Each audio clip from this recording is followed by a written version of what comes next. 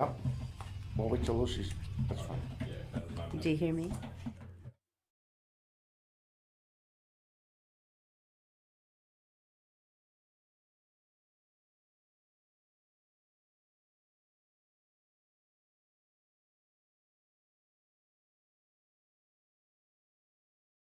Live.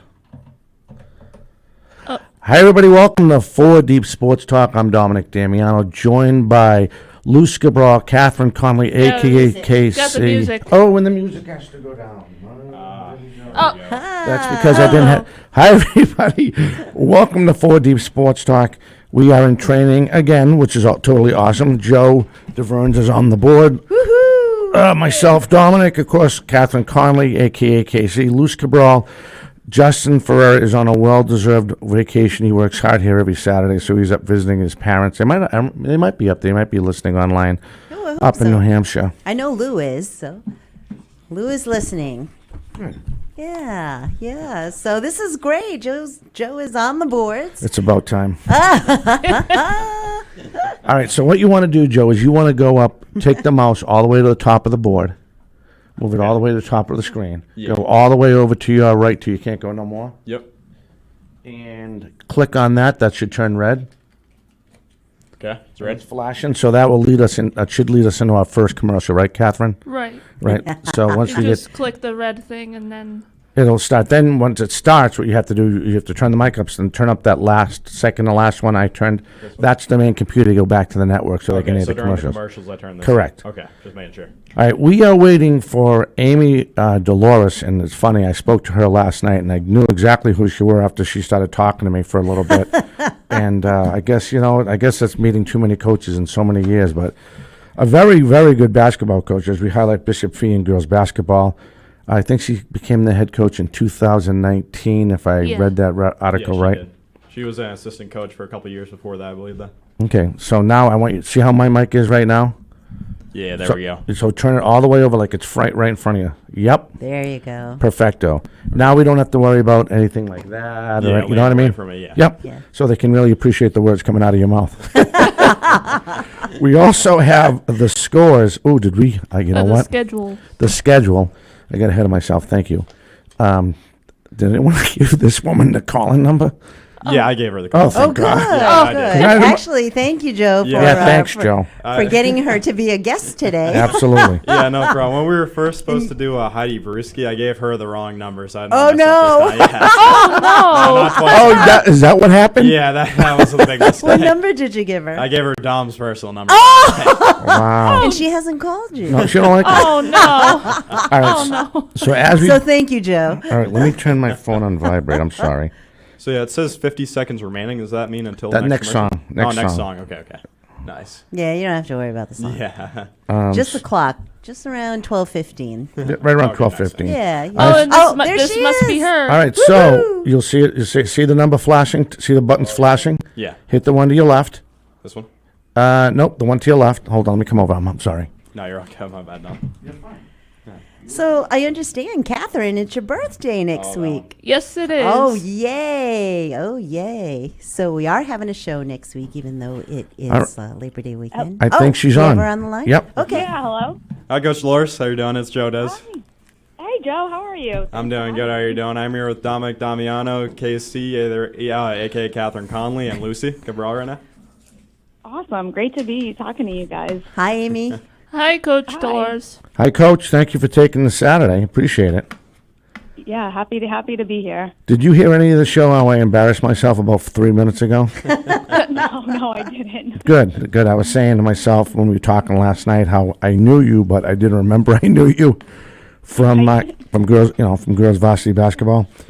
So I know we're gonna jump around, Coach, and we get a lot of questions, and I think we touched a little bit base last night on how the show goes, and I know you watched. Joe sent you a show, so you have a good idea how the format works.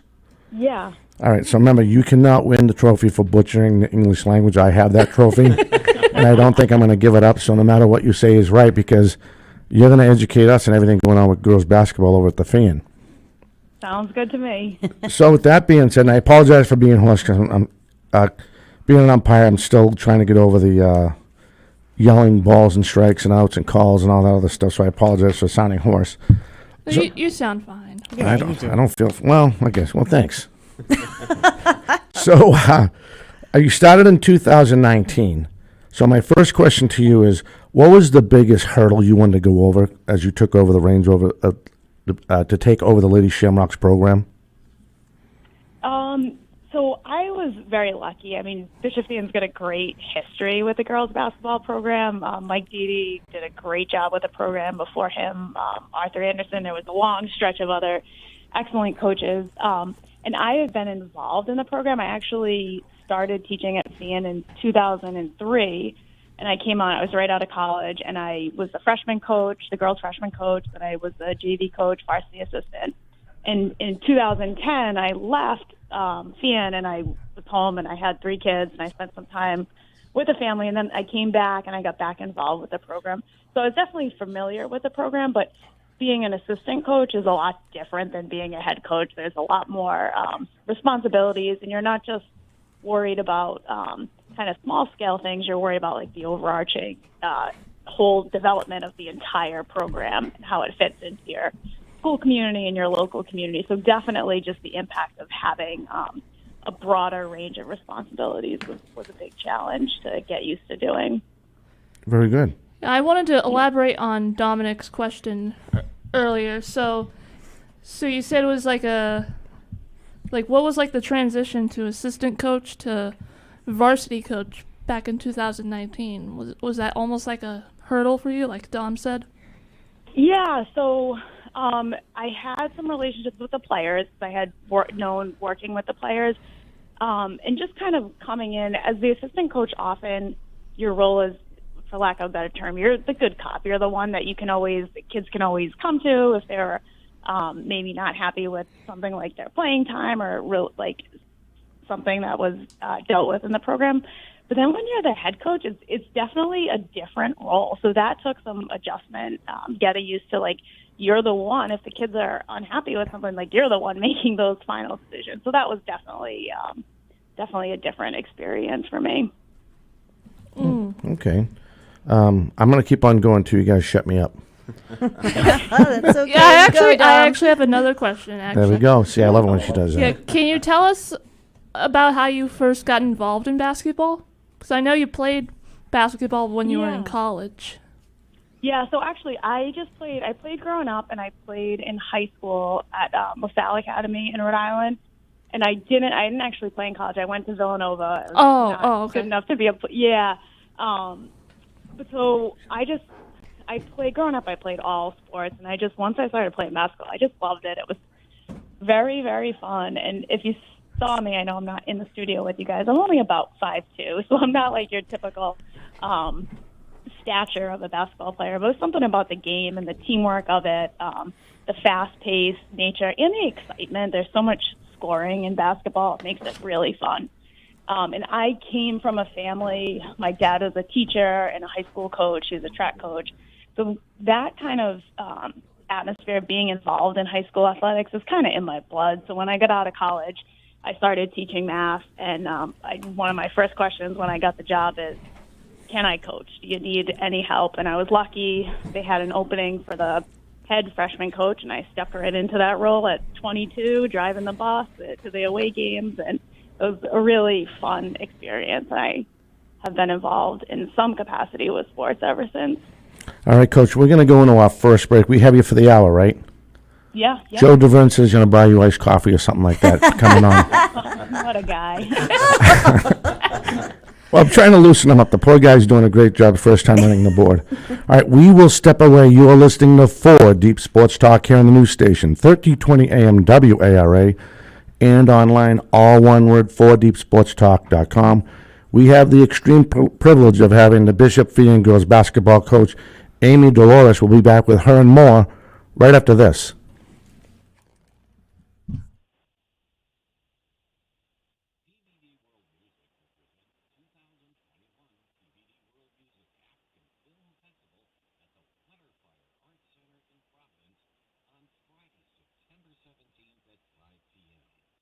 African Film Festival features shorts and films produced by African filmmakers from Africa and the African diaspora. The festival will include African traditional music and dance performances. The festival will be screened on a 40-foot wide projector screen and audio transmitter system, which will enable the audience to screen the films from their vehicles. For more information on the film festival, visit tvworldmusic.com. Looking to make a difference? Have extra time during the week? The Literacy Center is looking for you. By becoming a volunteer at the Literacy Center, you can help someone learn to read, study for their citizenship test, learn English, and even help them with their high school equivalency. For more information on how to volunteer or join the next tutor training, you can view our website at theliteracycenter.com or call 508-226-3603. The Literacy Center, building a better community. Wake up and text. Text and eat. Text and catch the bus. Text and miss your stop. Text and be late to work. Text and work. Text and pretend to work. Text and act surprised when someone calls you out for not working. Text and meet up with a friend you haven't seen in forever. Hi. Oh, hey. Text and complain that they're on their phone the whole time. Text and listen to them complain that you're on your phone the whole time. Text and whatever. But when you get behind the wheel, give your phone to a passenger. Put it in the glove box. Just don't text and drive. Visit stoptextsstopwrecks.org. A public service announcement brought to you by the National Highway Traffic Safety Administration and the Ad Council.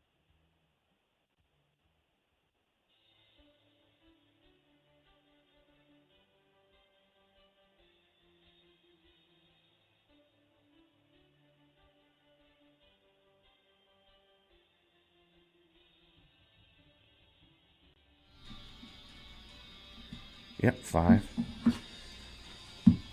Welcome back to 4 Deep Sports Talk at 1320 AM WARA. Today we're here with Bishop Fee girls basketball coach Amy Dolores. This is Joe Dez. I'm here with Dominic Damiano, Catherine Conley, a.k.a. KC, and Lucy Cabral. We owe him an apology. It's Joe Dez. That's the real name. Joe Dez. That's the real name. We I messed it kind of up. like Joe Dez better. I do too. That's a I like nice it too. broadcasting Oh, yeah. name. He might let us on our podcast show.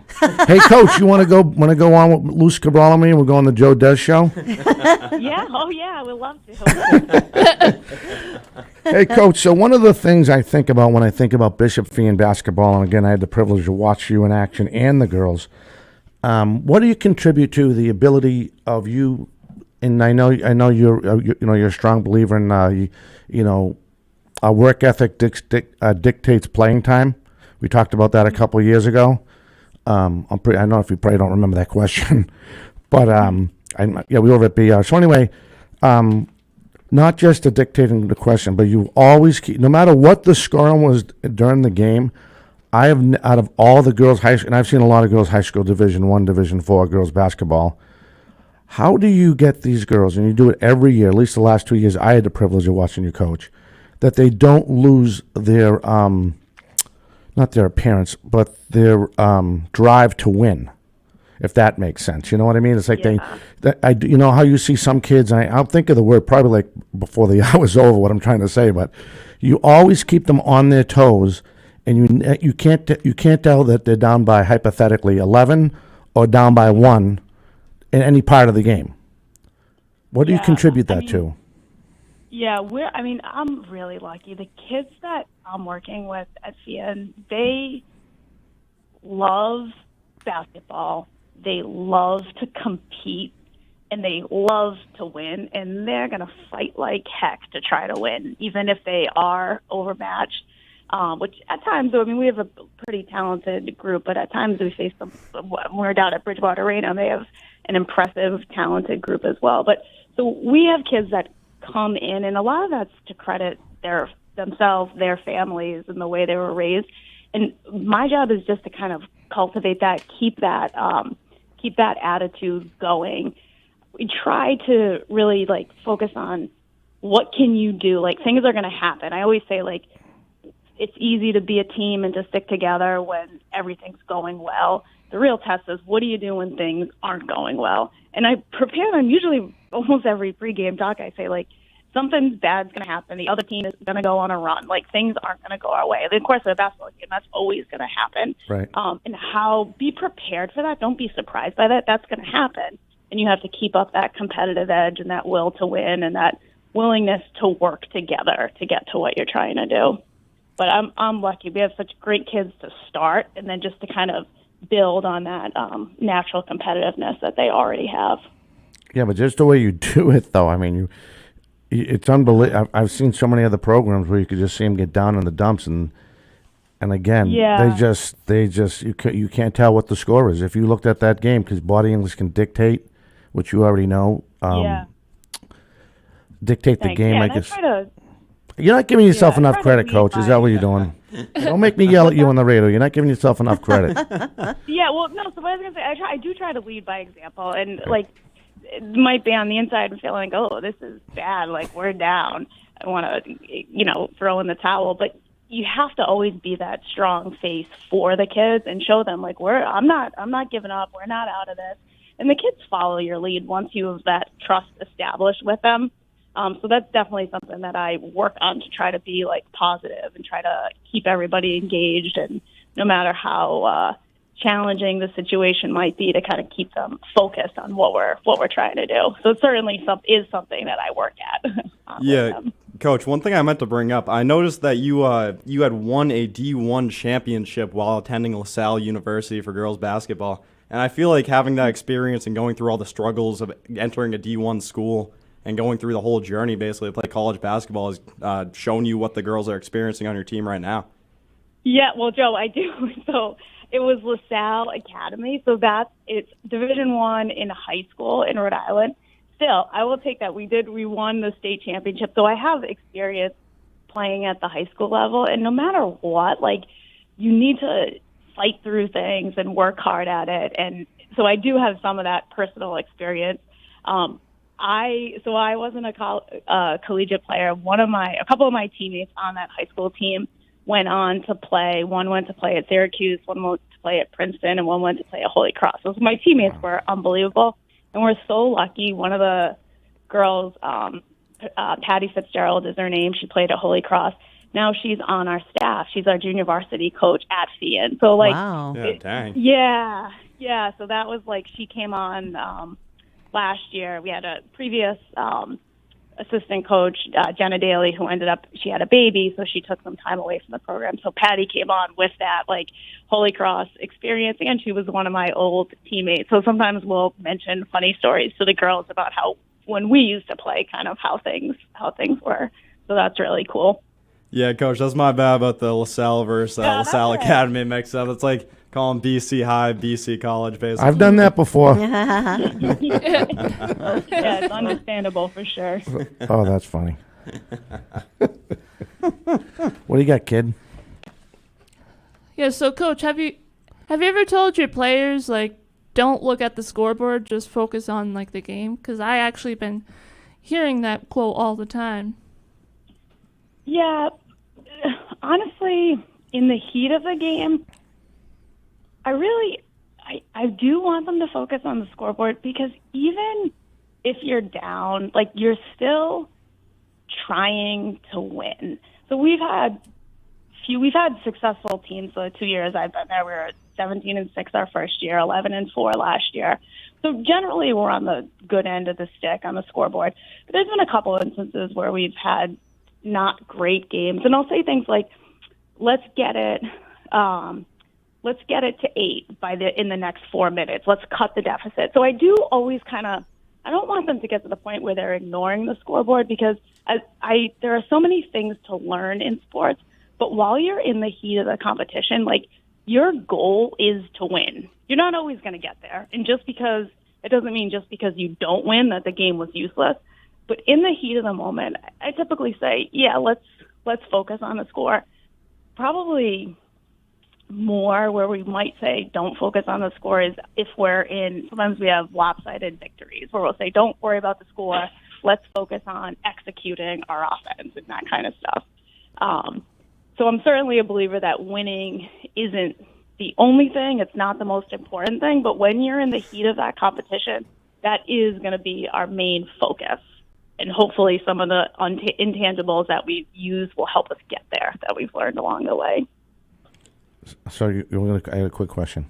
I don't want to get in trouble. Joe's laughing at me again. So we don't want to get you in trouble, Coach. So let's talk about this upcoming roster and your coaches. Mm-hmm. And if we go into a commercial, we can continue. How are we doing for time? All right? Yeah, I think we're doing good right now. It does not say any commercials are lined up. All right, so let's do that, Coach. I don't want to see you get in trouble when you get back to the school. So why don't we mention some of those other coaching staff now, and some of the names that you think when if I have the pleasure, I would love to go out and call the Bishop Fan girls basketball game at Bishop Fan. Just to give us a little up to date roster, so we can get the names out there. Yeah, so we have our assistant varsity coach is Jeff Messier. He's a teacher. He's actually our director of technology at the school now. He's been coaching FCN for about 25 years, was in the boys program and is now in the girls program. And we spend a lot of time talking and thinking about basketball and what are we best going to do with our personnel and to get the team where we can be. Patty Fitzgerald, who I already spoke about, is our junior varsity coach. She's a varsity assistant. She's a teacher in the Providence Public Schools, and she was a Holy Cross graduate. She was a former captain at Holy Cross basketball team. And then we have Jake Curran, who's our freshman coach, also a varsity assistant. He is, a teacher at FAN. He's also a football coach at FAN. And so he's another great guy. He's been on the staff probably close to 10 years now. So we have a great staff with a variety of experiences. So they're a lot of fun to work with and a lot of basketball knowledge for sure. But you want to talk personnel for the upcoming Please, season? yes, just so I can act like I know what I'm talking about next time I see your team. Yeah. We're really excited for the upcoming season. We have 4 of our 5 starters returning. We have a player who was our leading scorer as a sophomore who was injured last season, so she'll be a senior too. So, and of those kids, we had a couple of all-league kids, includes Meg Repose, who's going to be a senior, Mackenzie Faraday, going to be a senior, Cam Fourier is going to be a senior, and Lydia Mordarski. So those are our returning league all-stars. And then we have some more sophomores who got some experience, or sophomores from last year got some experience. They're now going to be juniors. So it's going to be fun. We're really, really looking forward to it, and we just are grateful for the opportunity to play. It's funny, you wouldn't even say that years ago, but after not even knowing until I think it was well into November last year, they didn't even announce if that basketball was even going to be allowed to play. All right. To not have to. No, go ahead. I'm sorry. Yeah, and so that was all fall we were wondering because you couldn't even play an AAU basketball game in Massachusetts all through the summer or fall last year. So we're just happy to have a full slate of games scheduled and looking to have a state tournament would just be great experience. Absolutely. All right, Coach, we're going to step away one more time. Sounds good. Thank you. You were listening to 4 Deep Sports Talk here on the news station. We have the privilege of having Amy Dolores, head basketball coach over at Bishop Fee High School. She'll be back, and so will the gang. We'll be back with more right after this.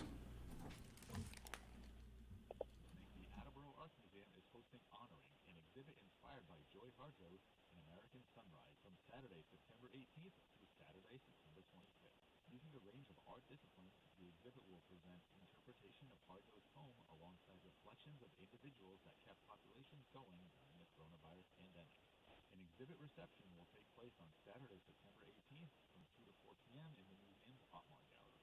Gallery hours for the exhibit will be Tuesday through Saturday from 10 a.m. until 5 p.m. No word in the English language is less convincing than probably. Are you sure we should get matching tattoos on our first date? Sure. We'll probably stay together. Probably? It's been 23 minutes since I ate. I can probably swim. You should wait 30 minutes. Okay, now tell me what to do. Cannonball!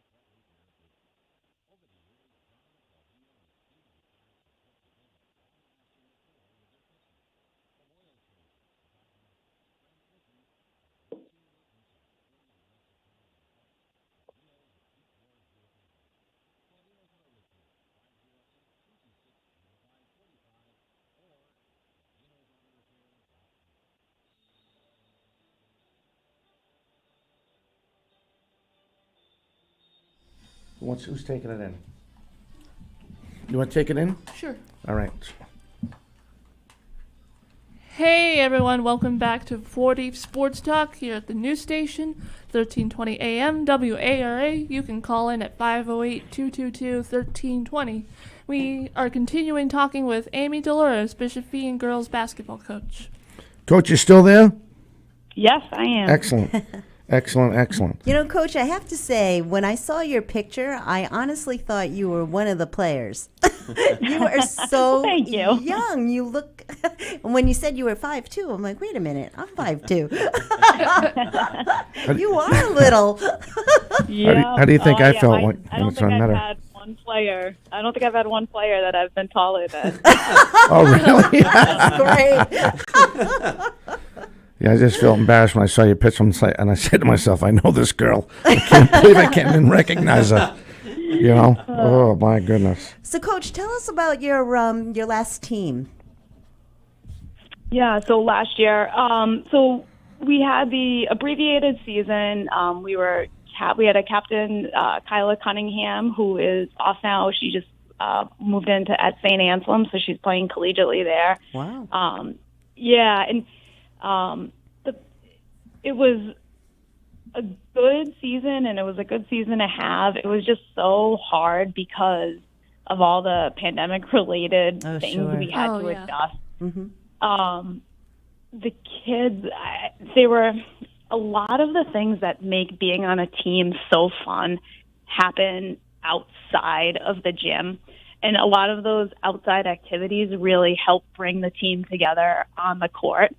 And like the kids, they have pasta dinners and go out to breakfast and do things. And all of that stuff was off the table last year because of the pandemic restrictions. Right. So but then the flip side of it, there weren't other social events going on. So our kids, when they were in the gym, they didn't want to leave. Like we would constantly have, like, if we had a Saturday game, kids would text me and say, hey, what time are you getting there? Because I'm going to come early. And I joked, Cameron Fourier, one of the juniors, I couldn't beat her to the gym. Every day I would show up and she'd be waiting for me in the parking lot. And then what started to happen is kids would join her. So then I would pull up to the gym and there'd be 3 kids waiting in the parking lot. And some of it was they are super dedicated athletes, but the other part of it, there wasn't a lot of other outlets for them socially. So they spent as much time as they possibly could together in the gym. So it was kind of a neat experience in some ways, but it was also tough. But competitively, we joined a new league. Bishop Fee was previously in the Eastern Athletic Conference, which in 2018 was just Bishop Stang, Bishop Fee, and Coyle Cassidy, and then Coyle closed, so it was just us and Bishop Stang left. So the Catholic Central Conference, which is most of the schools are in the Diocese of Boston. We are now a member of that, so we played a whole new league schedule, which was great because we used to have to scramble for 60 non-league games, which is an enormous amount of non-league games to try to find. And then last year we had 11 league games with two league tournament games at the end. So it was a nice league, and it was really a great fit for the pandemic, especially. But yeah, it was a good season. We were 11-4. We lost in the league semifinal tournament to Bishop Fenwick, who is quickly becoming one of our new rivals. Oh boy. They're up in Peabody, so it's not like a natural rivalry because it's so far away, but they have a great program. They're well coached. And so you can start to see now the kids are looking forward to play Bishop Fenwick. Oh, sure. And St. Mary's is another team. They're up in Lynn. In Austin, right? Isn't Austin? North of Austin. Yeah, Austin Prep. Austin Prep. Yep, we went up to Austin Prep this year. Cathedral. It's a good conference. It is a good conference. Yeah, and the teams in the South: Archbishop Williams, Cardinal Spellman, Bishop Stang, and us. Yeah, I didn't Now- realize how small the old conference was before it Right, changed. Only two right. teams at one point. That's I crazy. know. Oh, the EAC, Yeah, it's EAC. just Yeah, Bishop Stang and Bishop Fee. I didn't know that. they should have. Coach, They should have put them together a long time ago. They should have got rid of the EAC years ago. But I'll shut my mouth now. Right. Coach, did you Yeah. lose a lot of seniors? Well, so Kyla was the one starter that we lost. We had two other seniors, Lizzie Higgins, Reagan Joel, and they were also involved. They didn't play significant minutes, so we've lost them. They added value to the program, but in terms of experience, we have a lot of experienced kids coming back. Excellent, excellent. So how's the team looking in the upcoming Good. season? Yeah? Yeah, so we Exciting. had Mass Premier and Foxborough host the summer league, and so our girls played in the summer league, and they had a little summer league playoff, and we won the summer league playoff, so they were all excited for that. So it was, hopefully we should have some good momentum going into the fall. We have a nice fitness center at school, so we should hopefully get some time in there, and then do some strength and agility training, and then be ready to go hit the ground running once Thanksgiving passes. Sounds great. So I understand you're a math teacher also. Do you have a lot of your players for students? Yeah, that's so. You have one of my students right in the studio with you, Joe. Where? Oh, Where? my Where? goodness. Where? Yeah, pre-calc junior year. Yeah. Oh, that's Yep. great. How'd he do? His mother's not listening, but you can tell us. What's that? I'm sorry. Yeah, so that's one of the really enjoyable things about being a coach and a teacher at the same school. You get to see the kids in all different lights. Sure. I had a couple of the girls in class last year. I have a few more of them in class this year. Some of them I had in class when they were freshmen, and you can see them grow. And even the ones I don't have in class, the school is small enough that I see them walking around the hallway or cover their study hall. So it's a nice way to kind of develop those relationships with the kids and kind of keep tabs on them. And also, they know, like, if they need anything, like, I'm not just there to help them work on their left-handed layup or their jump shot.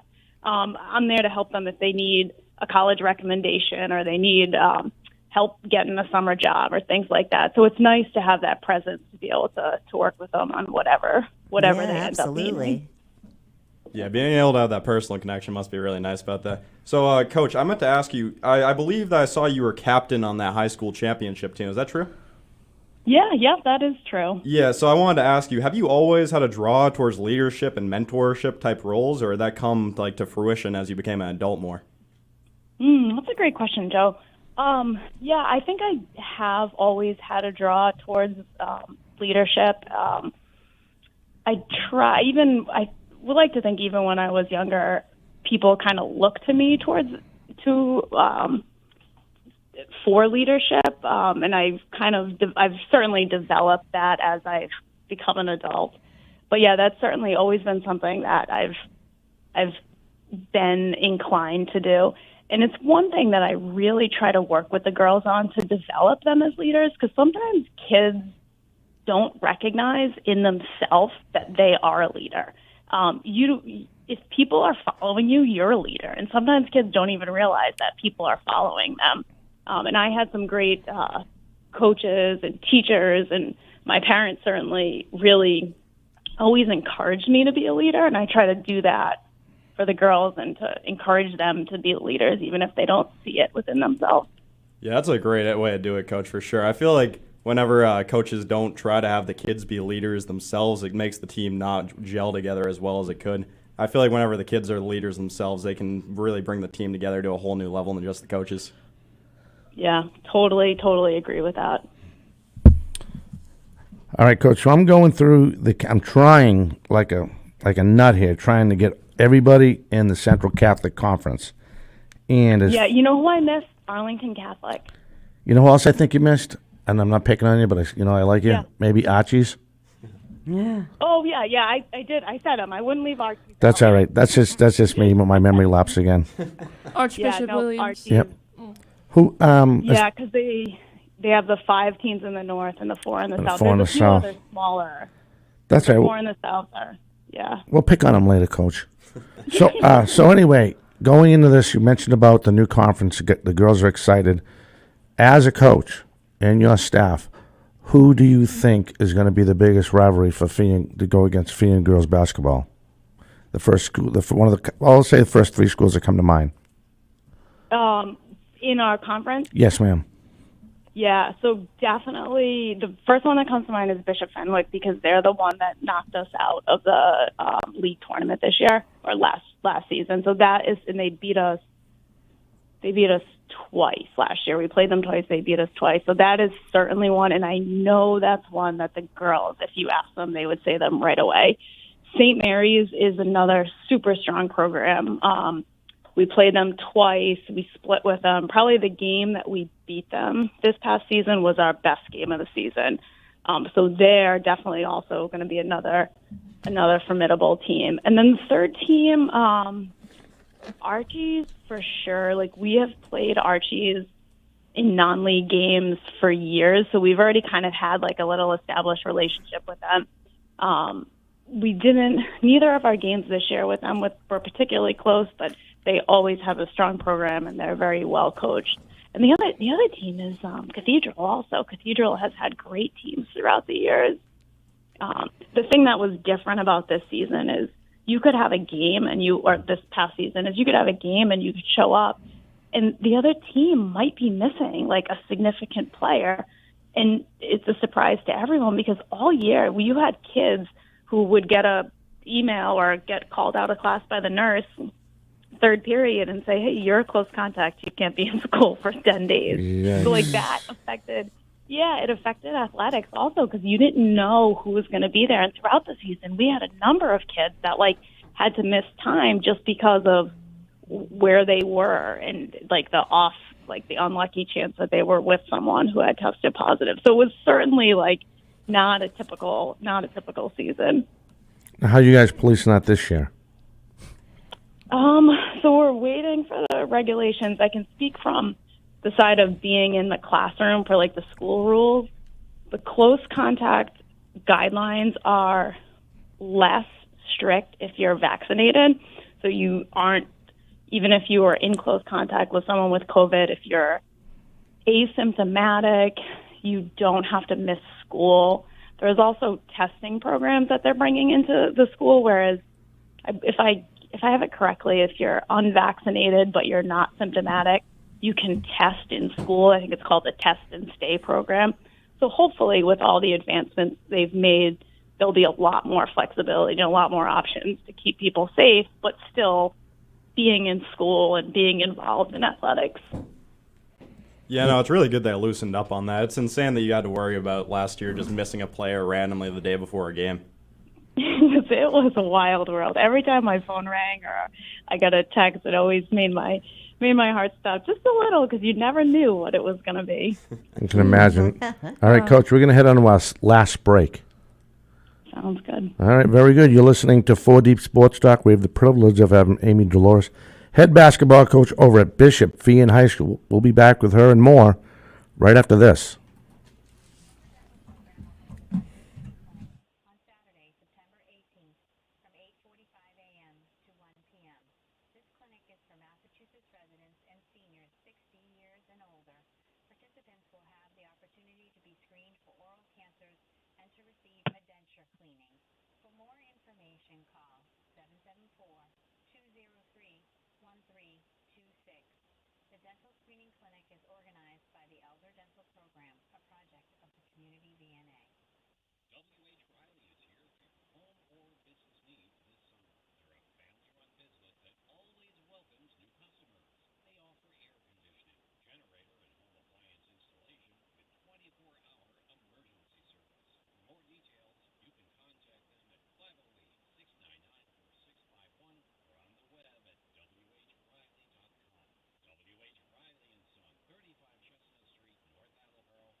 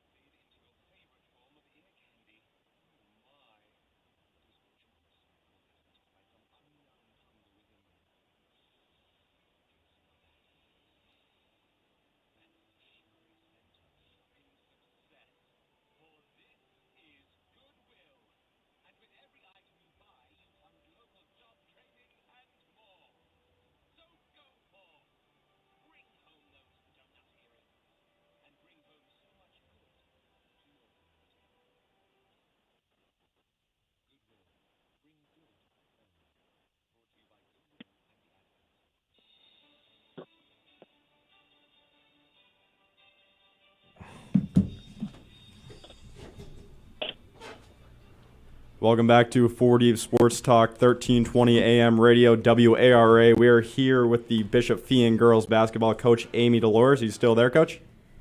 Yes, I am. Nice. We just came back from our final break. And, Coach, to come back from the break, I actually wanted to ask you a question. I noticed that when you first started coaching, you also served as a volleyball and a softball assistant coach. And now we know that basketball was the right sports for you to coach, obviously. But I just wanted to know if the experience of coaching the other sports has given you a different approach to your coaching. Yeah, so when I started at FIAN, I was right out of college, and I initially knew I wanted to coach basketball. I was lucky they had the position open. The season finished, and the spring season was approaching, and they didn't have a freshman softball coach. So one of the guys, it was actually Mr. Santos, who still works at FIAN.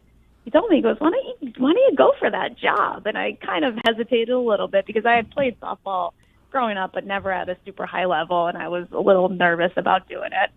And then they needed someone, and I went for it, and I had so much fun. And I did really learn a lot just about coaching. I worked with some great coaches, and even though it was a different sport than basketball, I picked up so much just about how you relate to kids, how you teach them to be competitive, teach them to have high expectations of themselves. And then a few years later, a similar situation, the volleyball program didn't have a freshman coach. And the head coach came to me and he said, Dolores, are you going to coach the freshman team for me? And I said, That's funny. It was just like that. And I said, listen, I don't know volleyball at all. Like I knew gym class volleyball, how you would rotate and serve underhand. And he said, listen, he goes, you know how to coach. You can learn the game. And so I said, all right, sure thing. I'll give it a try. And what I did is they had summer camp and they had clinics throughout the summer. And I went to the clinics and I went to the summer camp and I really just watched the coaches coach. And I listened. And one thing about high school volleyball is they teach the kids the game because there's a fair amount of players who hadn't, at least back then, who hadn't played volleyball at all. So they taught the players the game, and they taught me the game. By the time the season started, I knew enough that I could teach the kids, and That's awesome. we had a great season. And because it was such a talented program, I think we were either undefeated or had one loss, and it was a lot of fun. And again, I learned a lot about how different programs do things, and just develop more relationships with kids. And some of them were crossover athletes and played multiple sports. So definitely a great experience coaching awesome. multiple sports. Yeah. I'd go with undefeated, Coach. Undefeated sounds better. Yeah, undefeated. Make sure that's on the resume, bold letters. So, Coach, I wanted to ask you one more question. So, your first game as a varsity head coach was against Quincy, and you guys won 54-45. How did you feel after that game? Relieved. Yeah, that's the honest truth. I personally had so much emotion, like, going into that game, and nervous energy and uncertainty. We had to play. It was an away game at Quincy. The year before, we had split with Quincy, so they had a strong program. They had most of their players back, whereas I think we had one returning starter. We had 4 other starters who had no experience starting. And the girls came out, and I remember the day before the game, they had a charity event. It's called the Santa Shop. They transform the school into almost a store where people can come, people who can't afford Christmas gifts, and they get all these Christmas presents that the students have donated. It's this great charity event, but the problem is you can't use the gym that day. So we couldn't practice the day before the game, and I was so nervous. We couldn't practice. Well, so what we did was we couldn't practice in the afternoon. So what we did is we told the girls we were going to have morning practice. So they all came in it must have been 5:30 or 6 o'clock in the morning, and practiced before school. And I just had such a good sense after that practice by their energy, their confidence, their willingness and excitedness to be together and preparing at 6 o'clock in the morning on a school day. And so we went to Quincy, and the girls really showed up. We had some young kids come out and have some great experiences, but it was certainly a great release and a really fun way to get the first win. I'll tell you a quick funny story about that game. So I was very nervous before the game, and after the game, I'm on the bus home, and I get a message from one of the girls who's in the back of the bus. She texts me a message with a video attached, and I'm like, what are these kids? It was the captain who had texted me, and I'm like, what are these kids doing? And I click on it, and it was a perfectly choreographed, it was some kind of like TikTok to Michael Jackson, and they did this dance that they had all 12 of them going in the Quincy locker room. So before the game, I am so nervous preparing for this game, watching the JV game, and these clowns are in the locker room, loose as can be, choreographing.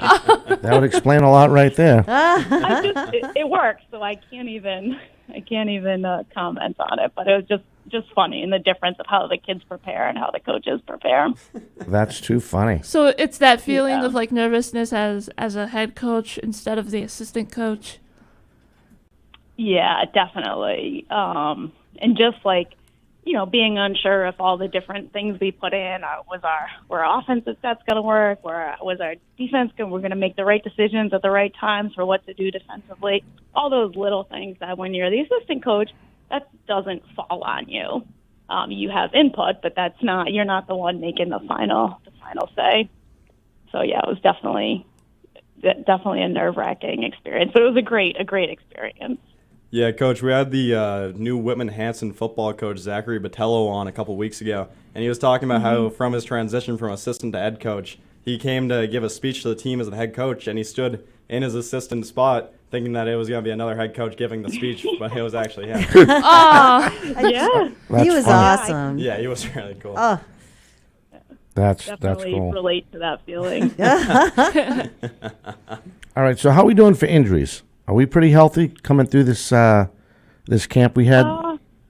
Yeah, I think so. So we had, as Haley Kupal was a sophomore, she was our leading scorer. When she was a sophomore, she tore her ACL, so she was out last season. So I think she's working her way back. Nice. Yeah, I think knock on wood. I think we should be in good shape. Very good. Do you see anybody? I know it's probably too early to tell. Might be on the ropes or on the cuff from coming up to help out, maybe, possibly, on the JVs? Yeah. I mean, time will tell. We have a really talented JV team. I think they were definitely undefeated last year. Last year we had our JV team undefeated, our freshman team undefeated. So there's a lot of talented. They're still undefeated, though, right? The JVs are still undefeated, right? Yeah, the JVs. I think the JVs lost the last time maybe in 2019. I would say they have a pretty good streak going. Because they knocked off BR. BR was undefeated. I don't think anybody knew that both teams were going into that game undefeated. Yeah, that was a lot of fun. Yeah, and we're actually playing. We're playing BR twice this season. We're going down there early. December 21st will be at BR, so that will certainly be a major test. And then they're coming to us end of January. So nice. But it's good. One of my points of emphasis in the schedule is trying to get programs that have strong sub-varsity, because we have talented kids that we're going to look to step up. I mean, we have 7 seniors. There'll be 7 seniors in our program, 7 or 8 seniors in our program this year. And when they're gone, we're going to need kids to step up. So it's important that our sub-varsity has a competitive schedule to help challenge them. So that's certainly been something that we've been trying to work on throughout the years to improve. But BR has a great program throughout, so we're looking forward to playing them twice. I want to know how you're going to figure out what's a decent JV program. That's going to be a task in itself, because you just never know. Right. Well, exactly. And so basically, I try to go traditionally speaking, like the bigger schools with established. Usually, if you get an established varsity program, that's your best step. But it doesn't always predict it, because different years, a team could be up or down. It's hard. It really is. For sure. It really is. Yeah, no, with the personnel changing on JV just so much, it's just impossible to is. predict. Like, that's so hard. She made it sound so Yeah. easy. You know? I'm like, God bless her. Maybe she can give me some lottery numbers or something. All right, Coach, we're going to let you go. We appreciate your time. Thank you. And I'm looking forward to Thank seeing you you. so much Yeah, for great coming. talking to you. Yeah, that was a great talking interview, to Coach you. Dolores. Great. Thank you guys so much for having me. I really appreciate it, and you guys are really doing a great job with this. Thank you. It's been a joy to talk to you, and I love talking hoops, so anytime. There you go. Yeah, spread the word. Let them know we're out there. Sounds good. All right, take care, guys. Coach, good luck. Thank you. Thank you. Bye-bye. And that was Coach Dolores. Now just hit the D button. Yep. Nope. See the drop button? There we go. Yep. And we're good.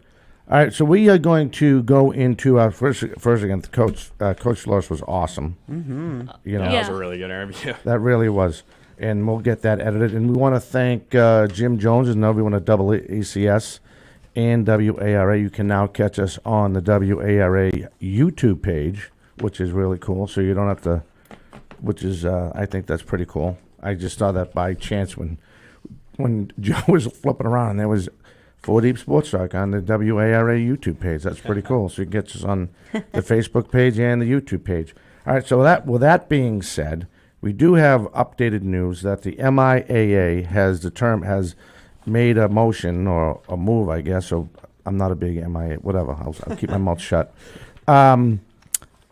Masks are going to be mandatory till October 1st in high school sports. So that'll go all the way into the volleyball season. Yeah, the volleyball season, and then we'll see what happens with basketball. Kids did it before. They played a whole season. Well, the made-up season, whatever you want to call it, last year with the masks on. So it's doable. They know it can be done. Yeah, it was a modified season. Yeah. Yeah, you got to wonder how many kids during that season were thinking, though, at least there's only one season, and then now they're going back to another one. Right, exactly. All right, so that being said, we're going to run down week 1 of high school football that you can only hear on 4 Deep Sports Talk. And as Joe fires up the music, myself, Joe D. Is it Joe Dev? Is it Joe? Joe Dez, D. Joe Z. Dez. D easy, right? Yeah. I gotta get Joe that right. Dez. Joe Dez. Yeah, Lucy's got it. And, yes, I'm not You should see surprised. his shirt. It's pretty cool. It is cool. All right, so we get the music going. All right, There you go. perfect. All right, here's week 1 against again, myself, Joe Dez, and Catherine Conley. We'll give you week 1 in high school football. This is all Friday night games. The ones highlighted are Saturdays. Yeah, but they don't know that yet. Oh. All right. Okay. You're good, Case. Again, Frank. Good job, though. Franklin, the Panthers will host Wisconsin, 7 p.m. kickoff, South Shore Vogue. Wachusett, thank you. South Shore Vogue Vikings, they will go to Neshoba Valley, another kickoff time at 7 p.m. Neshoba Valley Tech. The Old Colony Cougars, they'll host Bristol Plymouth at 7 p.m. Tri-County Cougars, they're actually playing on the 18th. And they will host South Shore Vogue at 1 p.m., so I missed that one. Bellingham Blackhawks, they will host the Blackstone Melville at 7 p.m. Westwood Wolverines will go to Dedham, and Dedham will host them at 7. Medfield Warriors, 6 p.m. kickoff as they go to Medway. Hopkinton Hillers, they will go to Wayland for a 6 o'clock kickoff.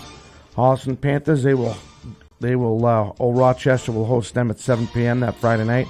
The Clockers of Ashland, Friday night kickoff. They'll go up to Greater New Bedford Vogue. Greater Lowell Tech, at 7 p.m. Dover Sherborne, the Raiders, they will go to Weston at 7 p.m. And Wellesley Raiders, they will go to Long Meadow, and that'll be a 7 p.m. kickoff. And here's Joe with the remaining schedule, along with KC. On Saturday the 10th, the Zavarian Hawks will be taking on Everett at home at 7 p.m. Then on the Sunday after that, Dennis Yarmouth Dolphins will be taking a swim up to Nantucket at 2 p.m. on that Sunday. Then on Saturday, September 10th, Abingdon Green Wave will take on Cohasset at 7 p.m. Following that, Seekonk Warriors will take on Martha's Vineyard at 6 p.m. in Seekonk. Then after that, the Monomoy Sharks will take on Cape Cod Tech at home at 6 p.m. Then Greater New Bedford Vogue Bears on September 10th at 7 p.m. will take on Southeastern at home. King Philip Warriors will take on BC High at home at 7 p.m. on September 10th. North Quincy Red Raiders on September 10th will be at Somerville at 6 p.m. Cardinal Spellman Cardinals on September 10th will be at St. Mary's Lynn at 5 p.m. St. John Paul II Lions will be at Wareham at 6:30 p.m. on September 10th. Sandwich Blue Knights will be at hosting Fairhaven at home at 6 p.m. on September 10th. Dimon Bengals will be hosting Case at 6:30 p.m. September 10th. And the Oliver Ames Tigers will be hosting Brookline at 7 p.m. on September 10th. And now on to Casey. Thank you, Joe. So for the remaining schedule, West Bridgewater Wildcats will be taking on East Bridgewater on September 10th. Kickoff time will be at 7 p.m. And Randolph Blue Devils will be taking on Triton on September 10th. Time to be determined, probably. Time to be determined. And Mashpee Falcons will be taking on Norwell on September 10th. Kickoff time at 7 p.m. And Catholic Memorial Knights will be taking on Capital Prep New York on September 11th at 1 p.m. kickoff time. Atlantis Charter Tritons will be taking on Carver on September 10th at 7 p.m. kickoff time. Weymouth Wildcats will be taking on Malden on September 10th, kickoff time to be determined. And Dartmouth Indians will be taking on Bishop Stang at 7 p.m. kickoff time on September 10th. Rockland Bulldogs will be taking on Cumberland, Rhode Island at 7 p.m. kickoff time on September 10th. Upper Cape Cod Tech Rams will be taking on Bourne on September 11th. Kickoff time is at 12 p.m. And last but not least, Newton North Tigers will be taking on Waltham on September 11th at 1 p.m. kickoff time. Very good. And that's your update. We'll give you more next week as it all starts. It all goes down that Friday night on September 10th. And like the guys told you also, we get games. We have one game on the 18th. I apologize for missing that. That's Tri-County Cougars, their first home game on the 18th, as they will host South Shore Voc at 1 p.m. Otherwise, the other games are Saturday afternoon. It's good to see some of these out-of-state teams come in as Catholic Memorial Knights. They will take on Capital Prep New York. I think that's really cool. And then, of course, you see the Rhode Island teams come up and they play. So that's pretty cool. Next week, we will have Manny Del Carmen from the Boston Red Sox as he comes in. He might bring in his partner, his childhood buddy, Jose Diaz. I said Joe. Sorry, Jose. Jose Diaz. And the following week on September 11th, myself, Luis Cabral, I don't know if Catherine can make it, we're going to be at the Boston Athletic Academy golf tournament over in East Bridgewater at Ritter's Golf Course. And we're thinking about going live. We might be able to go live on the radio. It all depends on the good internet signal. So Lucia's all happy. Yeah, we're hoping that'll be fun. Yep. And then we're going to try to do something with our YouTube page, because that's better for people to get out there and watch the whole program. And if not, we'll B-roll it and clean it up. And they loved it last year, too. So they're a big supporter of us, and we're a big supporter of them, what they do with area kids in the greater Boston area. And how are we doing for time? It's 101. Yeah, 101. Oh, we got to go. Oh, yeah. Up the volume. We will catch you next time.